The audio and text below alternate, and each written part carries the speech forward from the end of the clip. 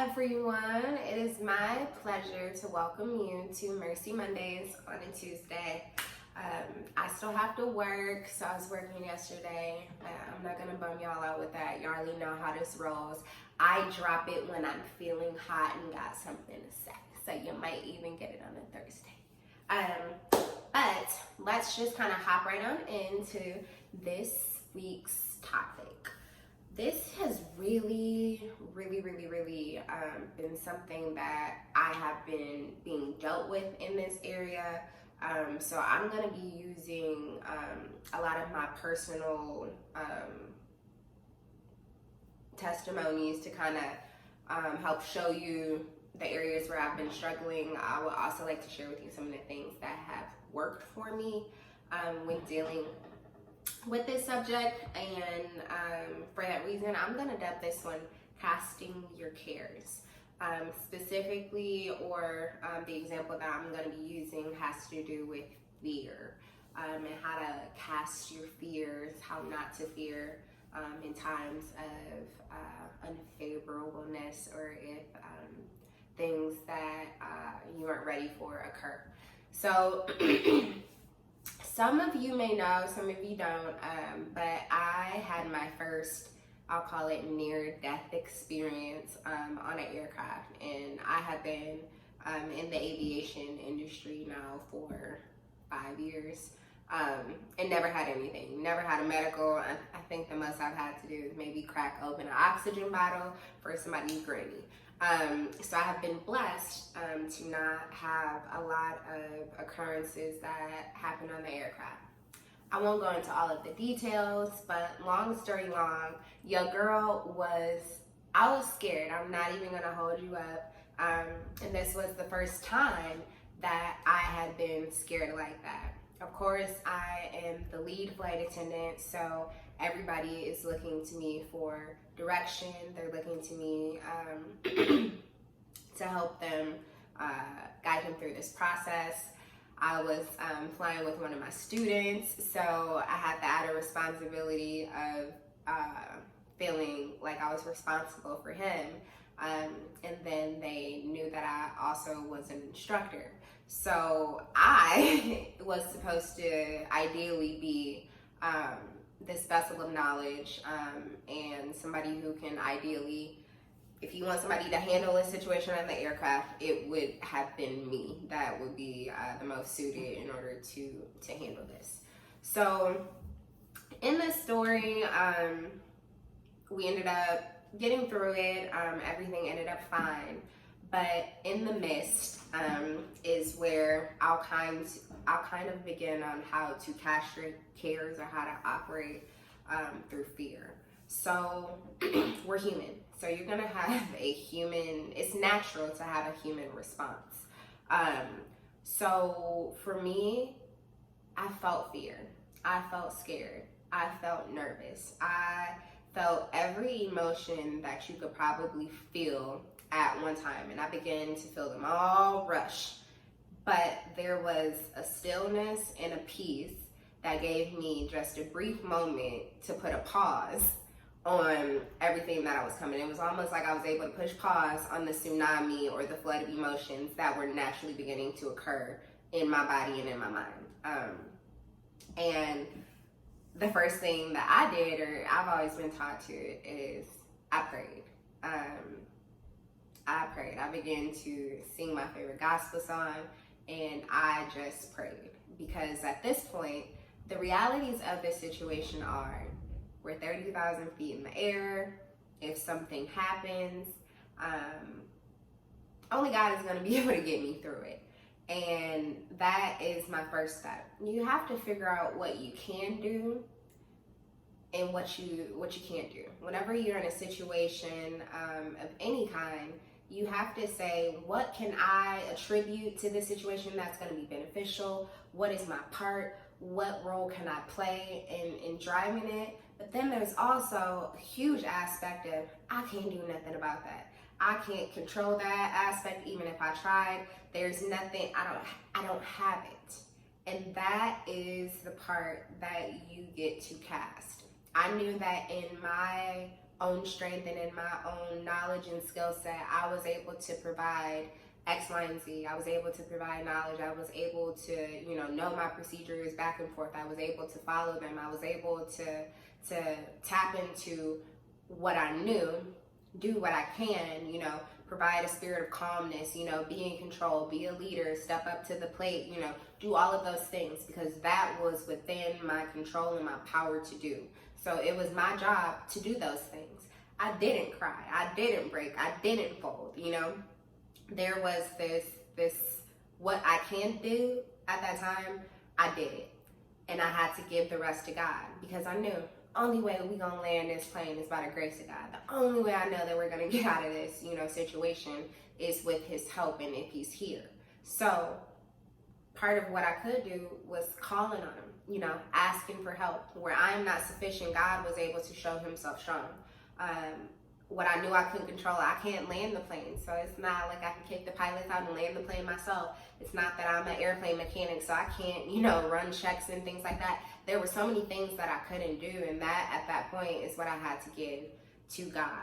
So step number 1 is figuring out what you can do. Step number 2 is figuring out what you can't. And that third step is actually performing what you can do. A lot of people will decide, hey, this is within my power, but I'm not going to do it because I'm just going to cast the whole thing to God.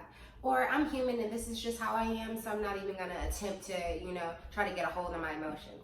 I was scared. I was nervous, and given the situation, anybody would have understood if I would have cried, but I knew that crying would not have added anything to that situation. It wouldn't have been beneficial to anybody at that point for me to fold. And the 4 is to cast the rest. Once I deciphered what I could, did what I could, I gave the rest, to whom I entrust my life.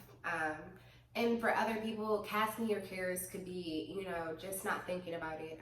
If you aren't religious, but for me, I know my source. I know who I derive my strength from. And that was just my natural instinct, was to just give it over to him. How to cast your worries or your fears or your anxieties. Because people are like, just cast it.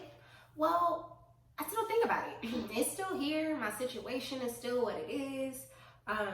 How do you cast your fear? And I think that this is where faith comes in. And the perspective that we take on faith. Faith is not a struggle. It should be rest. And I can't really quote it off the top of my head. I know where it's at. It is Hebrews 11:1. Breaks down the definition of faith. I think it's something like things hoped for, but we can't see it. I can't even quote it, but y'all know what I'm trying to go. But Hebrews 11:1 it gives you the definition of faith. But one thing that I have realized about faith is that it should feel like rest. It should feel like calm.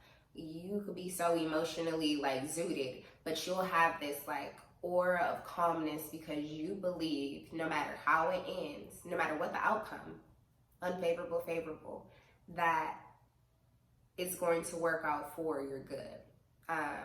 And that comes with establishing faith for me and God, and just seeing the way that he works. The next one is tapping into grace. Like I said, where I'm insufficient, God is sufficient, and he does that through grace. So grace is like this undeserving mercy and favor, but I like to think of it as the power of God. The way you can just plug into it, that's God's grace, and he gives it to you for free. Okay, you don't have to earn grace. But grace is not auctioned off to the highest bidder. This is something that you can tap into in an instant, whenever you need it. It's like plugging up your phone. You see an outlet, you can plug it in, okay? And I have learned over time to plug into my source. When I began to feel fear, when I was nervous, I plugged into my source because I said, I'm about to go down to 0%, okay? And I'm trying to, send this text message. I need some juice. And that power came from God's grace. And just know that you can tap into this. You can ask God for this. God, I need your grace. I need your mercy. I need your undeserving favor. I need you to step in. You know, I need that big man power. You know, I gotta call in my dad because my dad gotta come in. He gotta zoop some stuff up for me. He has to fix it for me. So grace and faith, I think, are the easiest ways to begin to learn how to cast.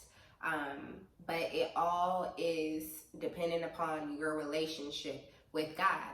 You can't have faith in something that you don't believe in, you know, so that's why I leave this kind of open to how you go about it. I'm just sharing for me what works for me. And lastly, remember that all of the times God showed up, I thought back and I was like, he's gonna do it. He ain't never failed your girl to date.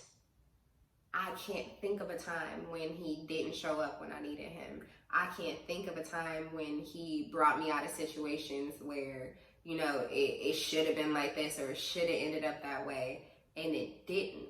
So for me, it was easy to revert to that grace or that power. It's easy for me to have faith and rely on because I remembered all of the times in my past when he had been good to me. I remembered all of the ways that he turned situations around. He righted my crooked path. He's bulldozed and trailblazed, you know, opportunities and situations for me that should not exist, you know, if you're looking at it, you know, from a human perspective and on that level. And I would ask and I would beg of other people to never forget and be thankful for those opportunities in the past, because by you being thankful and acknowledging that and remembering when God has been good to you, it opens up or it brings into your life and you're able to attract more good and favorable events to come in your future. So I remember and I'm thankful for all that I've been through, because I know that by me honoring that and acknowledging that, I'm securing more of those opportunities for growth and gratitude and abundance to find me in my future. So with that being said, I hope this was helpful. I know it's a little bit of a rando kind of message, but it's something that I have been going through, and hopefully this will be beneficial to somebody. Again, I love you guys. I hope that you have a blessed rest of your week. Please stay inside. Rona is still running rampant. I know we're getting a little antsy, but please be safe. And until next time.